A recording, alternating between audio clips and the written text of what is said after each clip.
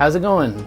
I'm Pastor Jared, and I'm calling myself Pastor Jared on here, although many of you know me as just Jared, or just know me from growing up, that kind of thing. I've decided to post a live video real quick on my own Facebook because it just seems to get more traction really quickly, and I thought that this might be an important time to do that. We are just counting down the minutes, basically, or the hours here until our prayer vigil here at Long Lake Friends Church, and it'll be at 3 o'clock. It'll be from 3 to 9. You can slip in and slip out whenever you like. We do have Bible study from 7 to about 8:15 or so, and if you want to plan to pray at that time, that's fine, or if you want to pray a little bit before or after that, you can, and join us in Bible study. That'd be great. The reason why I'm joining you today, although I walked through it all yesterday, look at the video on Long Lake Friends Church. Just look up that on Facebook, or at Long Lake Friends. You'll find the video from yesterday that walks you through what today is going to be about. But I've had this question a lot, and no matter how good your events are right now, I think it's good to give some precautionary statements about what you're doing. We have basically rendered due diligence. As you can see, our sanctuary is not a megachurch sanctuary, but you would be surprised at the percentage of people in our sanctuary who visit on a regular basis, who are members, who have a background in healthcare, who have background in in various civic offices. And so we have a lot of people that have chimed in to help us through during this time. Our M&O, our Ministry and Oversight group, has made some decisions, and we even have a great mix on there of people. We've brought together a bunch of different views, and we've put together things on a need to know and need to go basis this year to keep our doors open. So I'll just let you see a quick walkthrough of that. All right.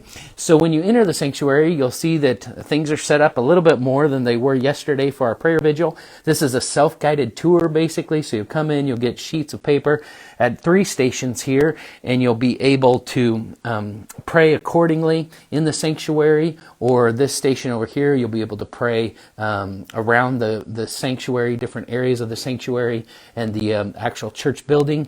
Over here, we have our guided prayer guides, basically for our leaders. But you'll also notice a couple other things. One is that we have huge pumps of hand sanitizer in various locations, just right beyond those candles. And over here we have some masks. These are cloth masks, but they were made by a person who was making them for our regional hospital, Munson.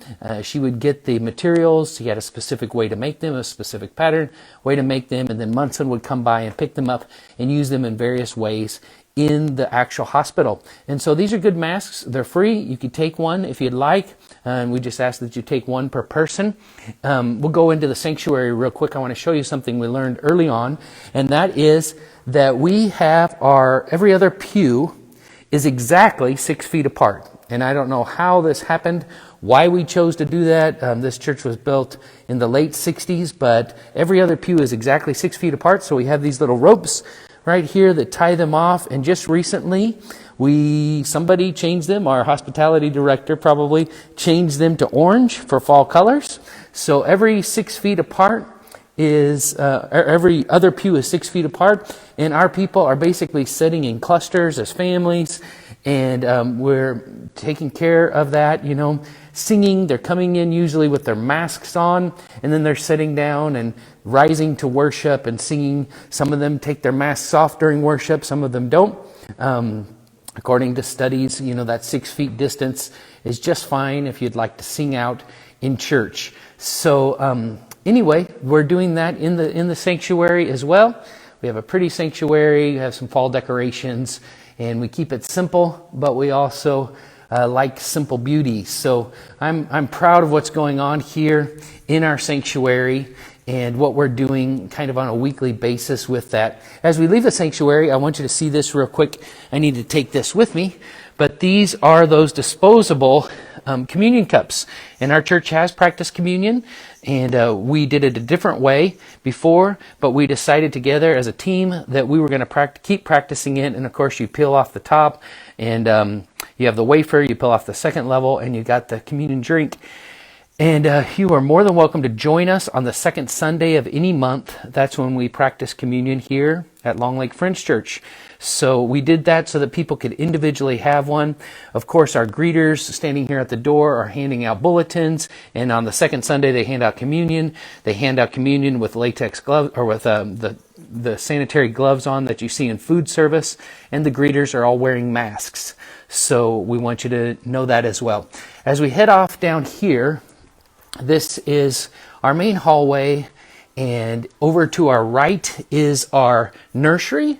And for those of you who are wondering what we do with our kids, let me just tell you, early on, like I said, we had so many people chiming in, professional cleaners that work in our church. We have healthcare workers, we have civic leaders, different ones. And our people got in here and just completely cleaned this nursery from top to bottom. And some of you might notice this, but we do have plastic toys. They're really not a threat. They were all taken and completely sanitized, cleaned to the nth degree. And so our nursery is ready to be utilized and can be utilized, is being utilized. And just wanted to let you know that's also a possibility. I won't take you into our restrooms, but we do not have massive restrooms. The first and last door down this hall. And so that's also beneficial in one way. We don't really have a place for people to congregate, hang out in there and talk for a long time in a smaller area. So they just are in and out. And that's kind of a good deal. This is our fellowship hall. You might notice right away that we have spaced our chairs and tables away from each other. We've actually changed the design of how we do this. And on Wednesday nights, we kind of use these two tables with a horseshoe, and so people can stay as far away from each other as they like. And so this is our fellowship hall. I will say that we did discuss what we're going to do. I'm going to set this here because I want to put that in the fridge. But we have a number of people who, again, have such a grasp on what needs to be done in different areas of the church, including food service. Our people have been wearing masks behind there.